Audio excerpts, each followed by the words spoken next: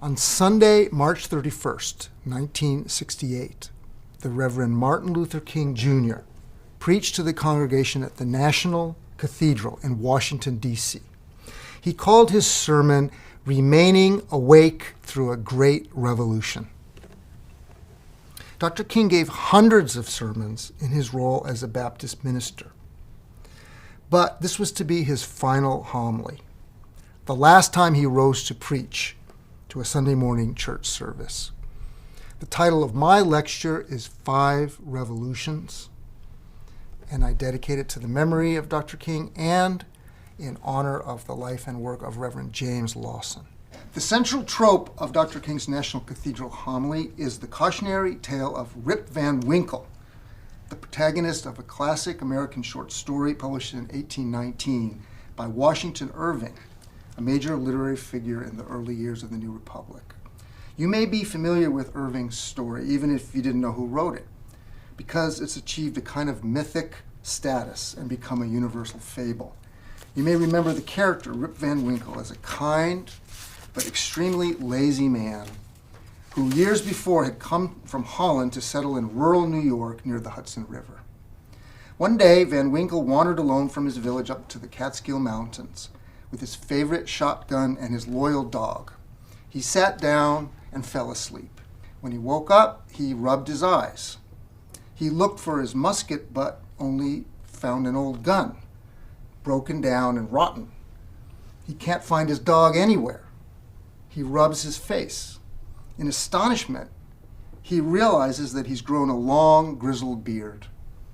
He finds his way back to the village and doesn't recognize anyone. What's going on? The answer is shocking. Somehow, Rip Van Winkle has slept for more than 20 years. Well, this is an amusing old tale, but why does it interest Dr. King? He focuses on part of the story that is, quote, almost completely overlooked: the portrait hanging in the village pub. In the days before Van Winkle went up to the mountain, he would drink beer beneath a picture of King George III of England in his majestic red robes. But 20 years later, the picture of King George had been taken down and replaced by another, a portrait of a distinguished-looking stranger wearing a blue general's uniform with the name George Washington engraved beneath. Who's this man? Of course, Washington was the general of the American forces in the Revolutionary War and the first president of the United States of America. And this is where King finds the theme of his sermon. Not merely that Rip slept 20 years, King said, but that he slept through a revolution. While he was peacefully snoring up in the mountain, a revolution was taking place that at points would change the course of history. And Rip knew nothing about it. He was asleep. Yes, he slept through a revolution. Here, Dr. King draws his key message for his parishioners, a lesson for the present day. One of the great liabilities, he said, of life is that all too many people find themselves living amidst a great period of social change, and yet they fail to develop the new attitudes, the new mental responses that the new situation demands. They end up sleeping through a revolution. Remember that King is speaking in the spring of 1968, nearly 50 years ago. What is the current ongoing revolution to which he refers? In a sense, King says, it's a triple revolution. That is, a technological revolution with the impact of automation and cybernation. That's King's word. Then there's a revolution in weaponry with the emergence of atomic and nuclear weapons of warfare. And then there's a human rights revolution with the freedom explosion that's taking place all over the world. Wake up, King is saying. A great revolution is taking place around you right now. Are you going to sleep through it, or are you going to engage in history? What side will you be on? And what action will you take? 4 days later, on Thursday, April 4th, Martin Luther King Jr. was assassinated in Memphis, Tennessee. Why had King come to Memphis? he'd accepted an invitation from his close friend, Reverend James Lawson, to join forces with sanitation workers in that city who had risen up to protest against poverty wages and unsafe life-threatening working conditions. Here is Lawson and King at a press conference about the strike. And here is Lawson joining King for a meeting in room 306 of the Lorraine Motel on Wednesday, April 3rd. That night, the last of his life, Dr. King spoke to an overflowing crowd at the Bishop Charles Mason Temple to rally support for the strikers. Why had King come to Memphis, especially when the situation was so dangerous and he had so many other priority demands on him as a pastor and national figure? King explained, "The question is not, if I stop to help this man in need, what will happen to me? Rather, if I do not stop to help the sanitation workers, what will happen to them? That is the question." Martin Luther King Jr. was shot and killed the following day on this same balcony. The Lorraine Motel is now the site of the National Civil Rights Museum, powerful memorial and heritage site. And I urge you to go there if you ever have a chance to visit Memphis or anywhere in the region. Earlier this year, I attended a talk by the same James Lawson at a conference at UCLA.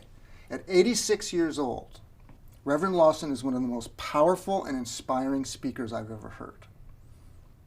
In his remarks, he echoed and extended Dr. King's theme of moral, social, and political revolution. I was struck by something very unusual, and I think very powerful that he said, suggesting a new way of thinking about this country and our own political lives. Students throughout the United States study in American history the American Revolution in middle school and often in high school. But if we look carefully at the sweep of American history he observed, we clearly recognize two American revolutions. What did Reverend Lawson mean? Well, the first American Revolution is familiar to us. It's the one Rip Van Winkle slept through, the Revolutionary War against English colonial rule. George Washington's army was victorious, thus his famous portrait replaced that of King George III in Van Winkle's village pub. This revolution, achieved through military combat, was a political revolution, throwing off a colonial master and establishing a new independent nation. The American Revolution also harnessed a tremendous moral force, eloquently articulated by Thomas Jefferson and the nation's founding fathers in the opening paragraph of the Declaration of Independence.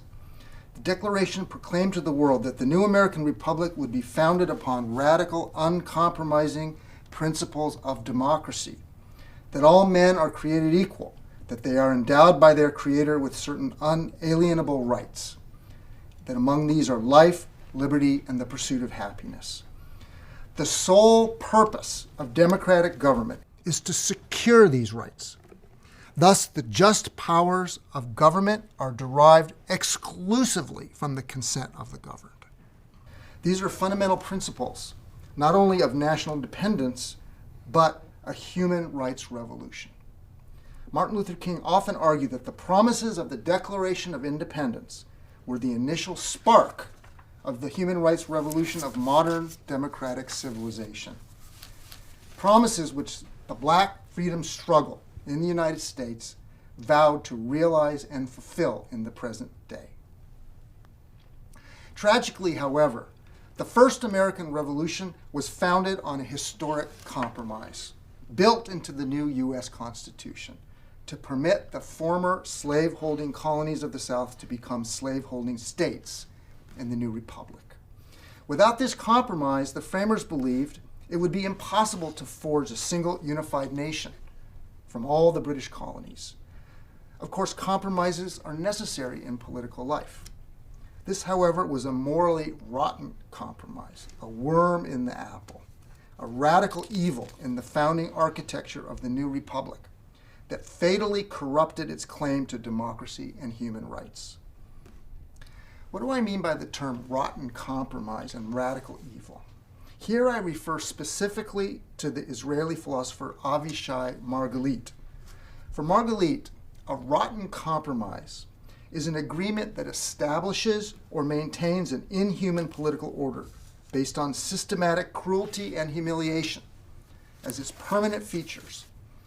Usually the party that suffers the cruelty and humiliation is not a party to the agreement. By humiliation, I mean dehumanization, treating humans as non-humans. By cruelty, I mean a pattern of behavior that willfully causes pain and distress. A rotten compromise that establishes or maintains an inhuman regime of cruelty and humiliation is an assault on morality itself. And that is what makes it radically evil.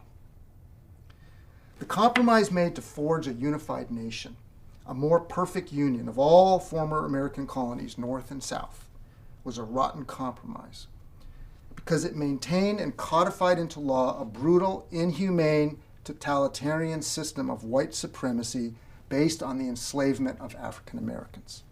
It was rotten and it proved short-lived. As the new nation expanded its territorial boundaries westward, conflict renewed between the slave states and the free states regarding the status of the new territories. The Missouri Compromise of 1820 kept the Union together for 3 more decades, but it too was a rotten compromise, empowering Southern slave owners to capture and retrieve former slaves who had escaped to freedom in the northern states. The North tried to buy peace, or at least to purchase breathing room to resolve tensions with the South, without descending into bloodshed. But such a corrupt and cynical deal, born of desperation and moral bankruptcy, could not hold. In February 1861, 7 Southern slave-holding states seceded from the Union, declaring themselves the Confederate States of America under the presidency of Jefferson Davis. 2 months later, Confederate soldiers attacked the U.S. garrison at Fort Sumter, South Carolina, launching a vicious, bloody civil war. During the next 4 years, the combined deaths of soldiers and civilians totaled over 1 million souls. Lincoln issued the Emancipation Proclamation by executive order on January 1st, 1863, freeing the slaves who were living in the states in rebellion and enabling them to join the Union forces as free men. Confederate General Robert E. Lee surrendered at Appomattox on April 9th, 1865. Before Christmas of that year, the 13th Amendment to the U.S. Constitution abolishing slavery was adopted, having been ratified by the required number of states. Following the war, Reconstruction involved a comprehensive military occupation by the U.S. Army of former Confederate states, during which former slaves exercised civil and human rights for the first time in American history. The Union victory in the Civil War and the subsequent Reconstruction period in the southern states brought momentous change to this country. But these events, however earth-shaking, do not correspond to the Second American Revolution of Reverend Lawson's analysis. Why not? Because the abrupt abandonment of the Reconstruction project and the horrific period of reaction and retrenchment that followed effectively erased nearly all of the gains that African Americans had achieved. In retrospect, Reconstruction was a relatively brief transitional period terminated by the Compromise of 1877, which removed federal troops from the South. After all the bloodshed of the Civil War, again, U.S. politicians agreed to a rotten compromise, choosing appeasement and retrenchment over justice. The end of Reconstruction effectively condemned African Americans in the former Confederacy to re-enslavement under new forms of coercion for decades to come. Throughout the South, blacks were coerced into indentured servitude and forced labor by white plantation owners, by corporations such as U.S. Sugarcane, and by race-based prison industrial systems. State legislatures codified white supremacy into a legal system of racial separation enforced by state and municipal authorities, a system known informally as Jim Crow. Meanwhile, violations of forced subservience were handled through extrajudicial means, including lynching, carried out by racist terror organizations like the Ku Klux Klan. Following World War II, the system of indentured servitude and related forms of coerced labor ended. Still, black soldiers from southern states who fought in World War II against racist regimes in Germany and Japan came home to an entrenched system of racist laws, depriving African Americans of equal access to integrated facilities and services, with police forces either affiliated with the Klan or subject to the understanding that it's necessary to look the other way when vigilante justice was imposed against black people. The first signal of hope and change came in 1954 and 1955 from the Supreme Court's landmark decisions in Brown v. Board of Education. The Brown Court declared that laws requiring racial segregation of public schools violated the Equal Protection Clause of the 14th Amendment of the Constitution, which provides, "No state shall deny to any person within its jurisdiction the equal protection of the laws." I describe the decision as a signal of hope and change, a signal rather than a consummation, because in issuing the Brown decisions, the Supreme Court did not achieve its announced goal: to end legally enforced racial segregation in public education and other public facilities with all deliberate speed. On the contrary, in the immediate wake of the Brown decision, the system of white supremacy and Jim Crow segregation became even more firmly entrenched.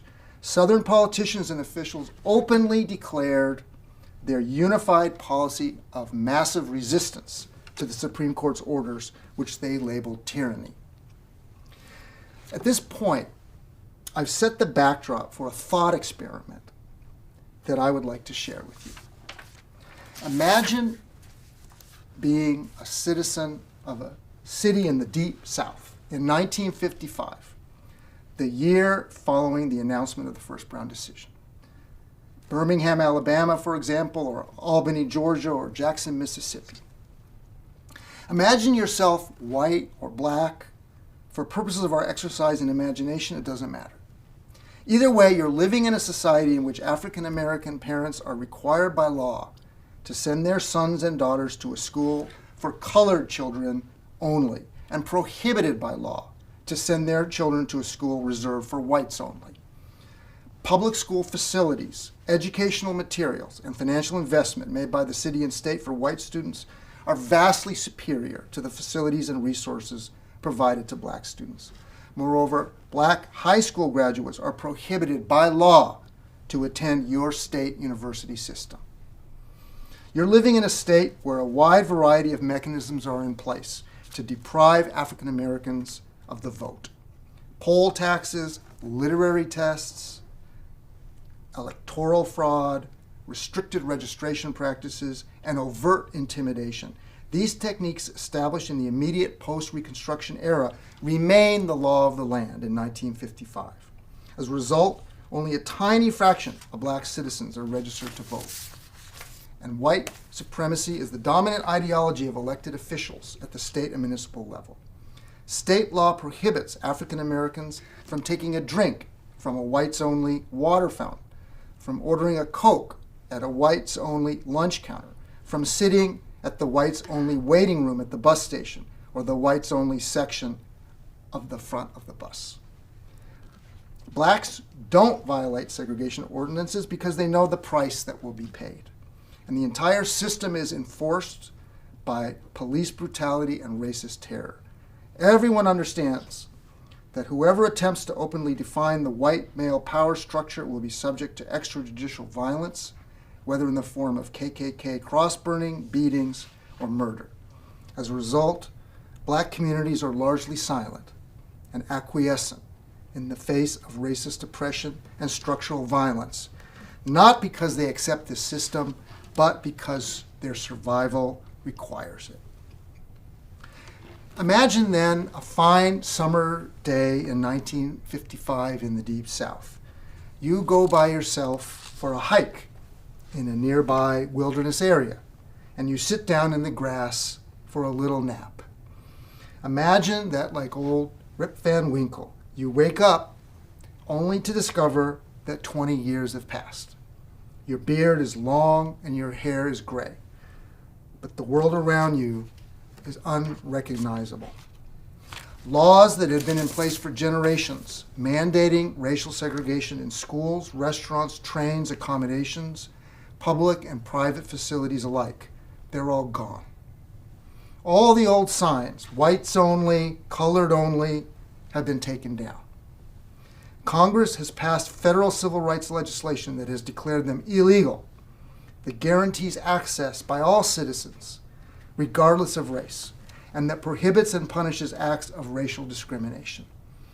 Poll taxes, literary tests, all of the mechanisms utilized since Reconstruction to keep black citizens from voting, all of these have been eliminated.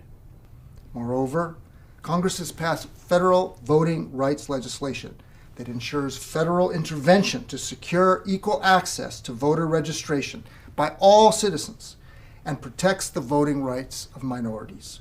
As a result, black voter registration is incomparably larger than it was when you went to sleep. De facto segregation in housing and education remains in place. Unemployment and poverty remain much higher in black neighborhoods, and many vestiges of racism persist. Remarkably, however, the entire legal and enforcement structure of Jim Crow segregation has been dismantled. How can we explain this extraordinary transformation? James Lawson has a name for it: the Second American Revolution. It was brought into being by a vast grassroots movement pushing for radical social change, neighborhood by neighborhood, city by city, pushing for federal intervention from the White House and, when necessary, the National Guard. It was a social justice movement organized within African American communities to expose and reveal the injustices of Jim Crow to the entire nation and to appeal to the moral conscience of all citizens of all races, North and South. It was a movement of the people themselves, organized in churches and community centers, demanding freedom and equality as promised by the Declaration of Independence, and calling for the complete integration of schools, universities, and all public facilities, and private sector businesses as well, restaurants and accommodations. The first American Revolution included acts of nonviolent civil disobedience too, most famously in the Boston Tea Party, in the period of dissent and escalating tension before armed conflict broke out. But the movement that threw out King George was primarily violent. After all, we call it the Revolutionary War. And its leader, General Washington, was the military commander whose troops successfully defeated the British forces.